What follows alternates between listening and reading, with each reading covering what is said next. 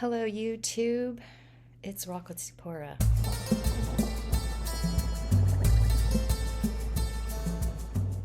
Where do we source hair from? There's one place that has hair nonstop.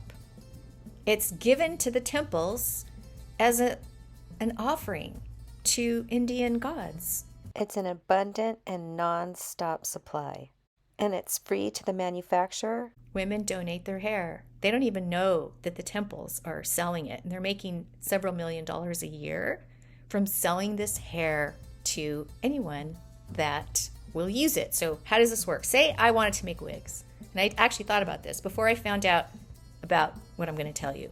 I've been a big wig wearer in the past. I had so many wigs. There were countless. If you want to look at my videos, I chopped them all up. There's 3 videos, actually 4, of me chopping up my wigs because I kept finding more and more. I had so many wigs, it was ridiculous. I could have been a store.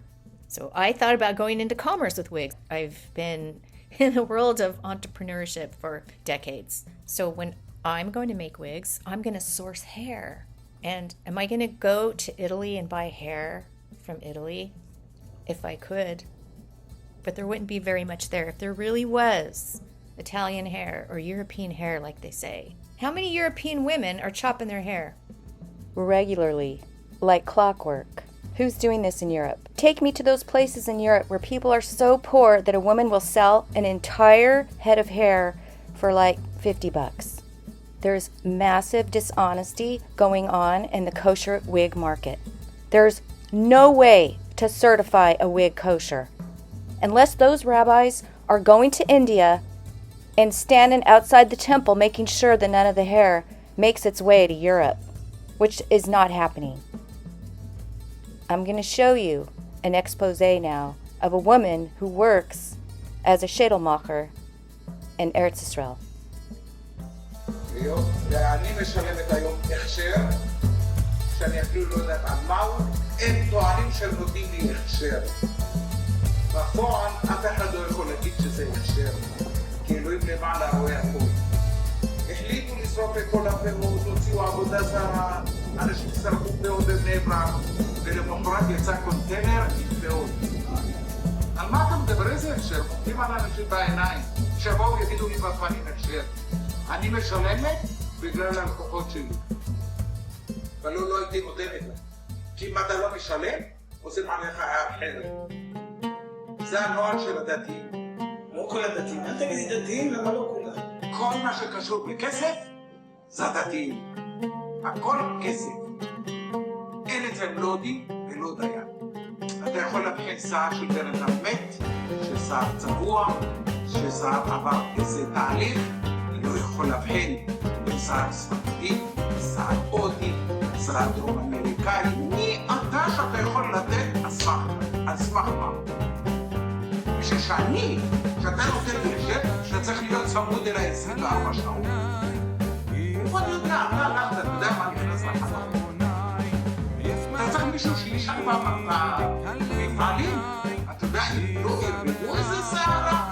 אם אתה רוצה באמת השם, לראות מה קורה עכשיו, לושים שם אנשים, לושים פה בחנויות אנשים, על מה אתה יודע כל חודש? זה לא עושים אולי גיבוס. סליחה, הם באים אליי פעם בשנה. כל חודש אתה תבוא תראה יש להם צ'ק.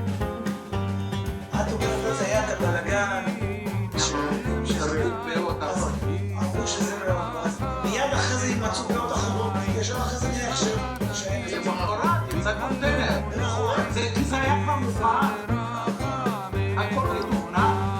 אבל היה בתוכנן, רק אם רצו כשרות שיהיה להם. אדוני, שנביא קונטיינר, זה בכל חודש וחצי. על מה תתחיל עכשיו? מה?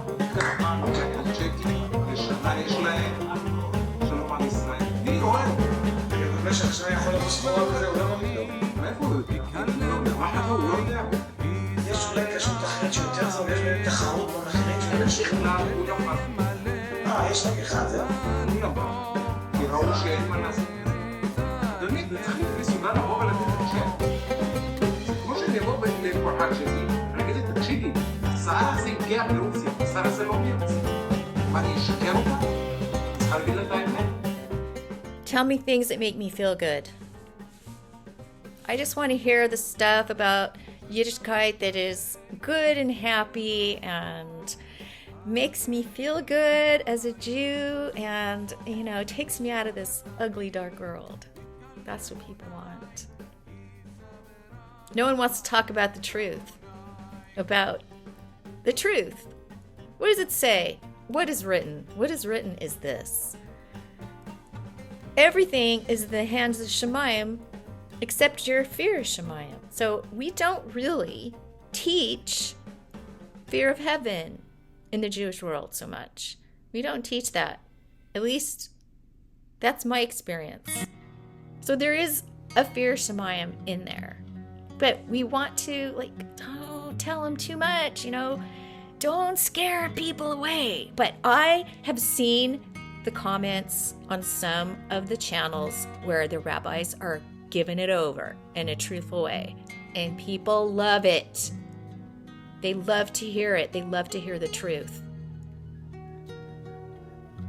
Those souls out there that love the truth, you know who you are. Because this isn't the end of the road. It's written in the Gemara that what happens on earth is 1/60th of Gehenna. The problems we have here are just 1/60th of what goes on over there. Back to why we're not teaching this. Why we're not on top of this. Why the rabbis don't want to talk about it. Why the rabbis don't want to talk about the sensualities that we're involved in and how it's turning people astray. And I'm not just blaming the women, but it takes two to tango. The women are involved. The women are involved in making men turn their heads. And what women don't understand is that men have perverted minds. They just do. You don't understand how a man thinks. Many women are innocent, and they would never think that they could make a man think things because they don't think like that.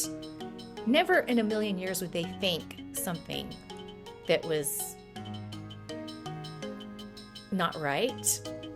They get dressed up and they feel beautiful and they say, okay, I look great, I feel great.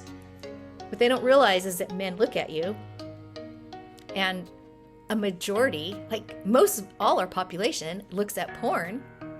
So they have no choice but just to go to those places that are spiritually damaging. And they look at you, and then you are responsible for what their thoughts were because you triggered it.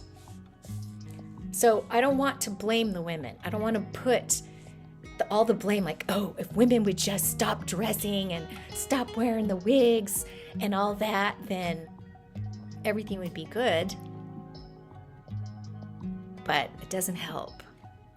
It doesn't help that women wear luscious wigs and beautify themselves to the point where they look like Hollywood starlets. By the way, that's where all those long wigs came from. There's a family in the world now that is very famous and very wealthy, and they all have long wigs.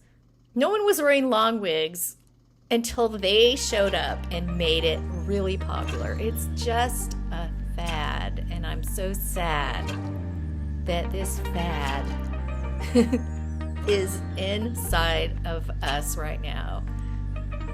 And we think it's fine, and Goyim, they love it. I just watched a video last night. There's a couple of Orthodox Jewish women who have very active channels. One of them talked about how she covers her head. She confessed. People were asking her, oh, your hair is so luscious and beautiful. What do you use? So she's like, well, the truth is I cover my hair with wigs. This is a wig.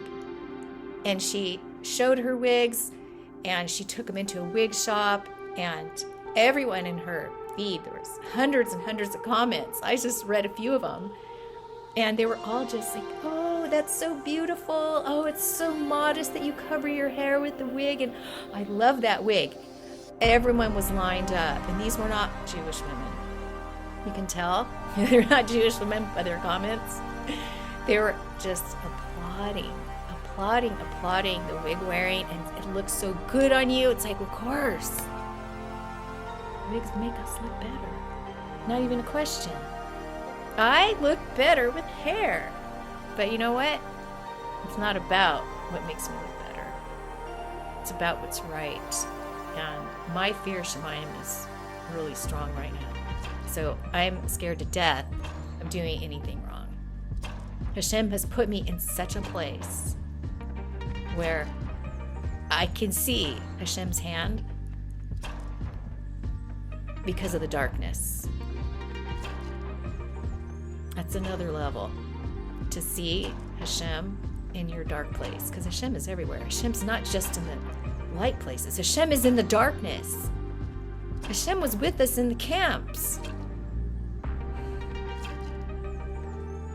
So this is a sad video. It's a sad video. I wish that my channel was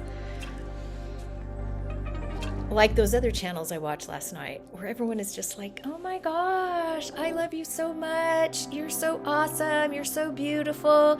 Your hair, you look so great. I just admire everything about you. Your life is so fantastic. And at the same time, I'm thinking, you know what? That's just never going to be me. That's just not going to be me. Because I'm just about the truth, and I'm not about being popular. I wish I was about being popular, but I talk about things that are against mainstream, so that already makes me not popular. It already puts me in this place, in a fringe place. I hope to bring you another video. Actually, I want to talk about 𝗫𝗏𝗏𝗏. I want to talk about the book, the 𝗫𝗏𝗏𝗏 book that I love so much. I want to talk about makeup, because there's this whole thing around makeup, and makeup has been my challenge my entire life.